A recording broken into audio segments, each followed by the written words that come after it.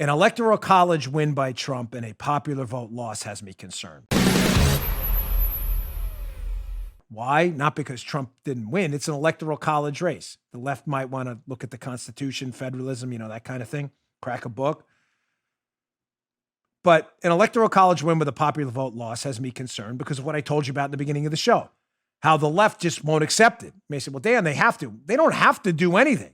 If they're willing to go in the streets and cause chaos and use their Stanley McChrystal groups in the Transition Integrity Project and get the media on their side to make you believe Trump didn't win, it makes me really nervous what's going to happen.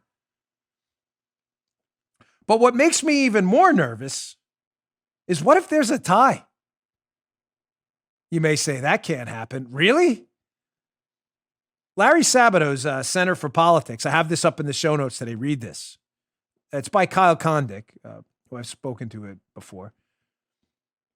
He says, quote, the dreaded 269 to 269 election scenario. An update. Is that possible? Well, as Kyle Kondik explains in his piece, which you should read, if all of the states that are toss-ups go to Trump, and all of these states that are, and by the way, Nebraska and Maine have they split the entire state's electoral college votes are split. They don't go as one. States like Florida, you win Florida, you get all 29. Nebraska and Maine have split out districts. You copy? So if you win Nebraska, you don't get all of their votes if you lose that congressional district. The same thing in Maine. Right. So those districts, one of them they used to call Obamaha, near Omaha, because Obama won it, that Nebraska, for the first time, a Democrat in eons. That district could very well go to Biden, even in a red state like Nebraska. The same thing in Maine, where it could go to Trump, even though Maine is lean blue, or at a minimum purple. If all of the states Biden's expected to win, he wins, and if Trump wins the toss-ups, it'd be a 269-269 tie. How many you need to win? 270. Well, nobody wins. Well, what happens? Well, there is a constitutional process there. Let's go to a screenshot from the piece where Kyle Kondik lays out what could happen here. He says the latest crystal ball electoral college ratings show how the presidential election could result in this deadlock, 269-269, with neither Biden nor Trump possessing a majority of 270 electoral votes. Well, what happens then? Well, the election, ladies and gentlemen, then goes to the House of Representatives. You would say, oh, man, we're in trouble. The Democrats run the House and Speaker Pelosi. That's not how it works. Bullet point number 2 from the piece. Even though Democrats hold the House majority and remain on track to maintain that majority next year, Republicans actually have and are likely to maintain an edge in a possible electoral college tie-breaking vote. I'll explain this in a second. Don't you worry. All 50 state-level U.S. House delegations get a single vote to break an electoral college tie. Yet the Republicans control 26 delegations. The Democrats hold 23, and one state is split, Pennsylvania. Why am I worried about this? Because, ladies and gentlemen, if it's a tie, you can expect the Transition Integrity Project, the Soros-aligned groups, Defeat Disinfo, and others to lose their minds and go absolutely crazy and pressure the House of Representatives to make sure. Hasn't happened since John Quincy Adams, by the way, where this has gone to the House of Representatives. Remember, there's a tie. That's it. The election goes to the House. If it's a 269 tie, there's nothing left for you to do. It goes to the House.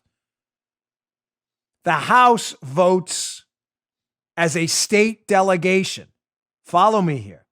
So the Florida delegation, which has 14 Republican House members and 13 Democrats, we have the majority. They vote as one. So you would assume they'd vote on party lines. Florida, remember, Florida's a state, gets one vote. You tracking me, Joe? So majority Republican House members, Florida's vote would probably, who knows, you get some crazy Republican would go out. I don't think we have that in Florida, but Florida will likely say our vote goes for Trump.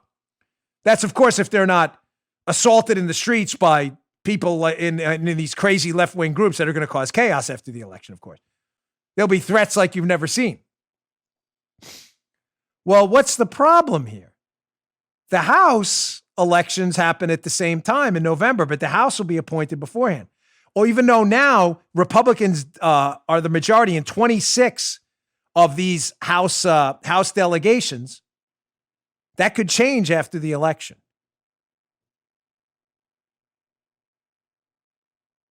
Why do I bring that up? Because if any of you are thinking, I live in a blue state, California, my vote doesn't matter, Trump's going to lose California, he's going to lose New York, you are Looney Tunes. He may lose California and New York handily. I don't know what he's going to, but the likelihood of him winning those two states is ridiculously low. But if you think your vote doesn't matter, you're insane. Number one, it does, because the popular vote will send a message, especially here, because if we lose it, you can expect street chaos if we lose the popular vote. And secondly, you're down. What about down ballot races? Yeah, they're on the same ticket. Remember? Trump will be at the top, then your Senate race, then your congressional representative. You're not going to vote for them? You realize the people you're not voting for by not showing up to vote because you live in a blue state. And I'm not saying my audience would do that, but some will. Oh, I'm not going to vote. My vote doesn't matter. You realize some of the same people you didn't vote for, if they lose their seats in the House, will now be voting to pick Joe Biden for president. There's nothing you can do about it. No one's telling you that, right?